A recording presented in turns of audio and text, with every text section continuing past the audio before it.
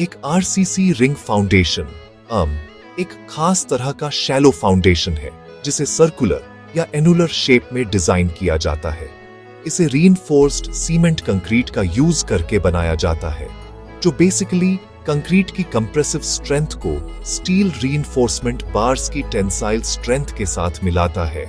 इस तरह का फाउंडेशन आमतौर पर सर्कुलर प्लान वाली स्ट्रक्चर्स को सपोर्ट करने के लिए इस्तेमाल होता है, जैसे overhead water tank, silo, chimney और बड़े सर्कुलर टावर्स।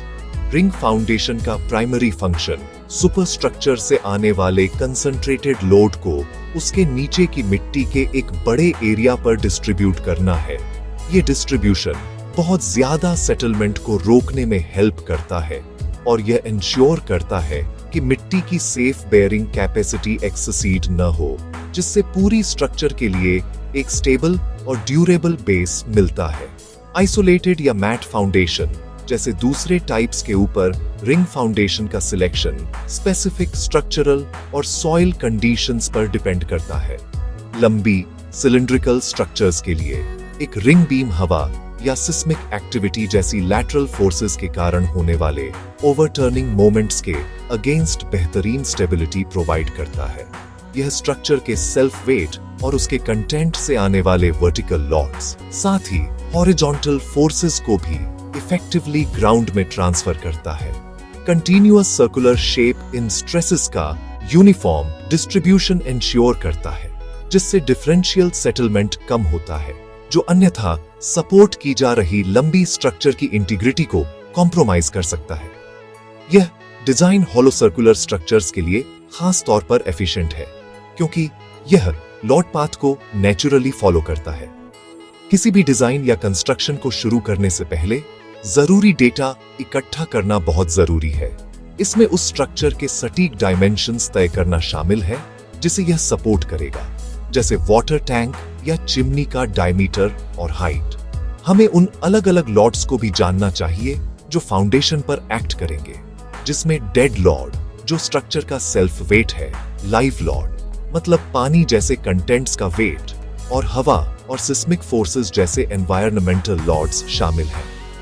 इसके अलावा साइट की पूरी जियोटेक्निकल इन्वेस्टिगेशन जरूरी है ताकि मिट्टी की सेफ बेयरिंग कैपेसिटी तय की जा सके। ये वैल्यू हमें बताती है कि मिट्टी फेल हुए बिना कितना मैक्सिमम प्रेशर झेल सकती है। आखिर में मटेरियल प्रॉपर्टीज जैसे कंक्रीट का ग्रेड, फॉर एग्जांपल M20 या M25, और स्टील का ग्रेड जैसे Fe415 या Fe500 स्पेसिफाई किए जाने चाहिए। आरसीसी रिंग फाउंडेशन के पीछे का फंडामेंटल प्रिंसिपल एक मजबूत कंटिन्यूअस बीम के रूप में एक्ट करने की उसकी एबिलिटी है, जो मिट्टी पर टिकी होती है। कल्पना कीजिए कि एक भारी सर्कुलर दीवार सीधे जमीन पर टिकी हुई है। प्रेशर बहुत ज्यादा कंसंट्रेटेड होगा, जिससे मिट्टी के फेल होने की संभावना है। इस दीवार के नीचे एक चौड़ा आरसीसी रिंग लगाने से लॉड एक बहुत बड़े सरफेस एरिया पर फैल जाता है। ये किसी भी दिए गए पॉइंट पर मिट्टी पर पड़ने वाले प्रेशर को सिग्निफिकेंटली कम कर देता है। कंक्रीट के अंदर स्टील रीइंफोर्समेंट को स्ट्रेटेजिकली रखा जाता है ताकि बेंडिंग के कारण डेवलप होने वाले टेंसाइल स्ट्रेसेस को संभाला जा सके। ये इंश्योर करते हुए कि फाउंडेशन अपनी पूरी सर्विस लाइफ के दौरान पड़ने वाले भारी वजन और फोर्सेस के तहत क्रैक न हो, जिससे ऊपर की स्ट्रक्चर के लिए एक रिलायबल बेस मिलता है। एक रिलायबल आरसीसी रिंग फाउंडेशन को डिजाइन करने में पहला और सबसे इंपॉर्टेंट स्टेप ऑनेस्टली उन सभी लॉड्स का एक्यूरेट कैलकुलेशन है जिन्हें इसे सपोर्ट करना होगा। इन लॉड्स को मोटे तौर पर वर्टिकल लॉड्स और लैटरल लॉड्स में कैटेगराइज किया जाता है। वर्टिकल लॉड्स में मेनली डेड लॉड और लाइव लॉड होता है। डेड लॉड में सुपरस्ट्रक्चर का सेल्फ वेट शामिल होता है, जैसे वाटर टैंक या साइलो की दीवारें, कॉलम्स और रूफ, साथ ही रिंग फाउंडेशन का सेल्फ वेट भी। लाइव लॉड उस वेरिएबल वेट को रेफर करता है जिसे स्ट्रक्चर कैरी करेगा। फॉर इंस्टेंस, जब टैंक फुल हो तो पानी का वेट। इन लॉड्स का एक्यूरेट एस्टिमेशन पूरे डिजाइन प्रोसेस का बेस है, क्योंकि अंडर एस्टिमेशन से समय के साथ कैटास्ट्रॉफिक फेलियर हो सकता है। एक बार जब वर्टिकल लॉट्स तय हो जाते हैं तो अगला स्टेप रिंग के सेंटर लाइन की पर unit length total load calculate करना होता है। ये टोटल डेड लॉड और टोटल लाइव लॉड को जोड़कर टोटल वर्टिकल लॉड W प्राप्त करके किया जाता है। इस टोटल लॉड को फिर रिंग फाउंडेशन की सेंटर लाइन की सर्कमफेरेंस से डिवाइड किया जाता है। इसका फॉर्मूला W बराबर W divided by pi times D है, जहां W पर यूनिट लेंथ लोड है, W टोटल वर्टिकल लोड है और D रिंग फाउंडेशन का मीन डायमीटर है। ये वैल्यू W हमें सर्कुलर बीम के साथ एक यूनिफॉर्म लॉड डिस्ट्रीब्यूशन देती है, जिससे फाउंडेशन पर एक्ट करने वाले बेंडिंग मोमेंट्स और शियर फोर्सेस का बाद का एनालिसिस बहुत आसान हो जाता है।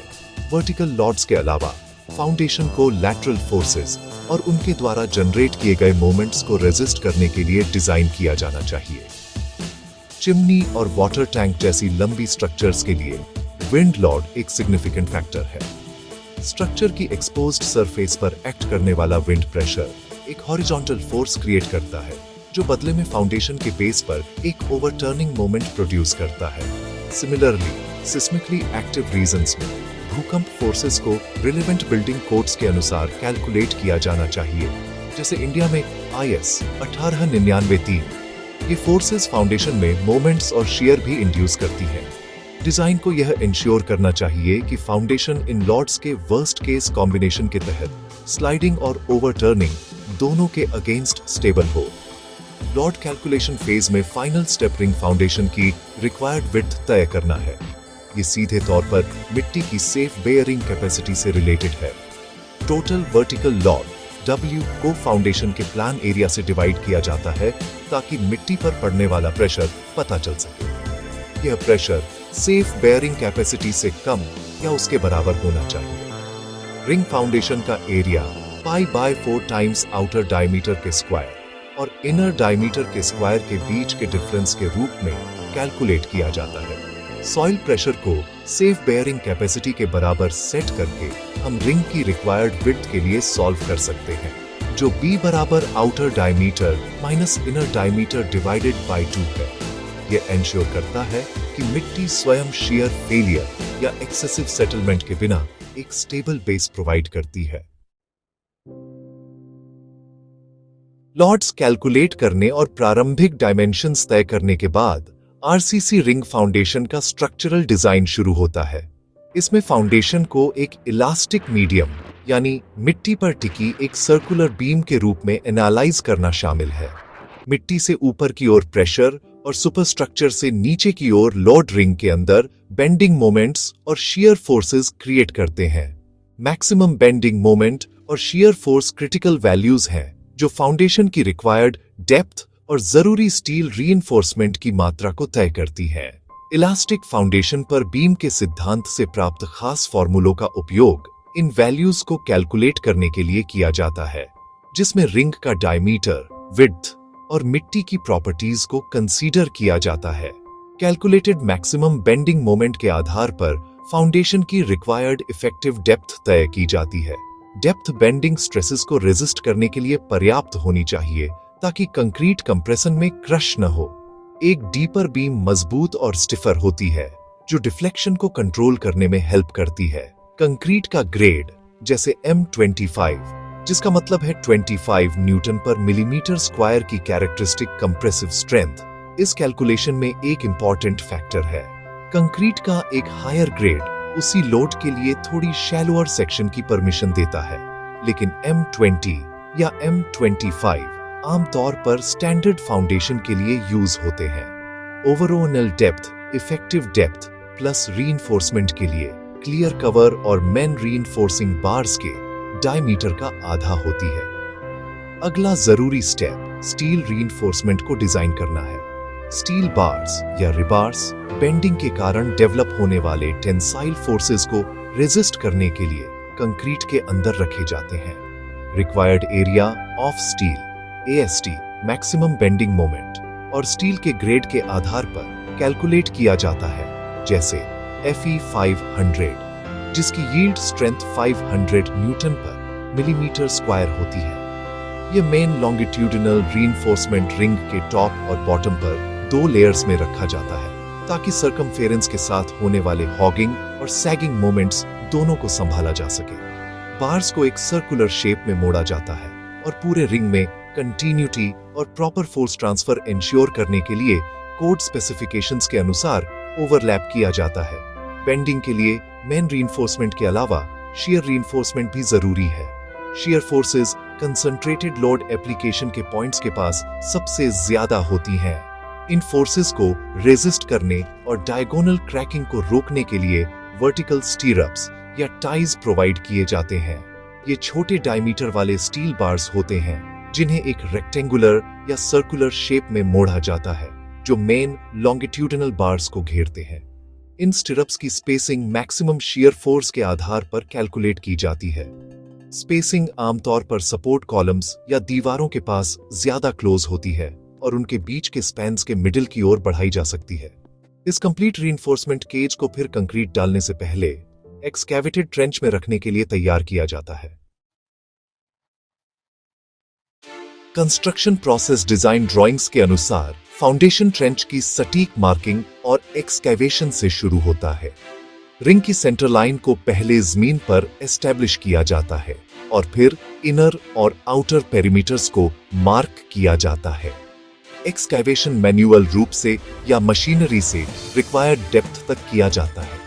यह क्रिटिकल है कि ट्रेंच का बॉटम पूरी तरह से लेवल और कॉम्पैक्टेड हो ताकि एक यूनिफॉर्म बेयरिंग सरफेस प्रोवाइड की जा सके। एक्सकैवेशन के बाद प्लेन सीमेंट कंक्रीट की एक लेयर, जिसे अक्सर लेवलिंग कोर्स या ब्लाइंडिंग कहा जाता है, बिछाई जाती है। यह लेयर आमतौर पर 75 मिलीमीटर से 100 मिलीमीटर मोटी होती है, जो रीइंफोर्समेंट केज को रखने के लिए एक साफ, फ्लैट और फर्म बेस क्रिएट करती है और मेन फाउंडेशन कंक्रीट को मिट्टी के डायरेक्ट कांटेक्ट से रोकती है। एक बार जब प्लेन सीमेंट कंक्रीट हार्ड हो जाता है तो prefabricated steel reinforcement cage को सावधानी से ट्रेंच में उतारा जाता है। केज में टॉप और बॉटम पर मेन लॉन्गिट्यूडनल बार्स होते हैं, साथ ही वर्टिकल स्टिरअप्स भी होते हैं जो उन्हें पोजीशन में रखते हैं। यह इंश्योर करना क्रूशियल है कि स्टील और आसपास की मिट्टी और फॉर्म वर्क के बीच सही क्लियर कवर मेंटेन किया जाए।